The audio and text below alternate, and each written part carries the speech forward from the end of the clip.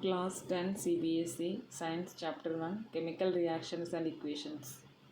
The first topic is about physical changes and chemical changes. What is physical change? The change in composition of the substance, chemical composition of the substance do not occur. The type of change in which there is no change in chemical nature of the substance but its physical properties like hardness, rigidity, fluidity, etc. changes. Once again, physical change is the change in which the physical property of the substance will change, but there will be no change in its chemical composition. For example, conversion of ice into water, water into steam. In this, you can see ice, water, steam. In the three states, it is made up of 2 hydrogen and 1 oxygen.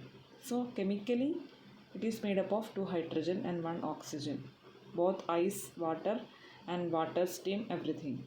But its physical property like fluidity, rigidity, there is change, right? So physical properties are different, but chemically all the three are same. Such a change is known as physical change. Another example is glass broken into pieces. Here when a glass break into pieces, its chemical property do not change, but its physical property definitely change. Another example, sugar in water. When sugar is dissolved in water, property of the sugar remains the same and property of the water remains the same chemically, but the physical properties undergo changes. So this is also an example of physical change. Now let's see chemical change. Another important point in physical change is that in physical change, new substances are not formed. Okay. Now coming into the chemical change. Chemical changes are those changes in which chemical composition of the matter change. Okay, chemical change is a change in which chemical composition of the matter change. New products are formed and it is irreversible.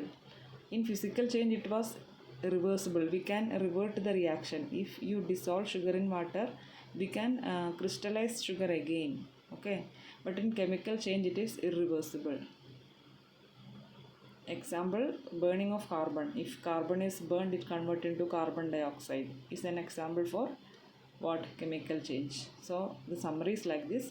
Physical change is the change in which the physical properties change but chemical composition remains the same.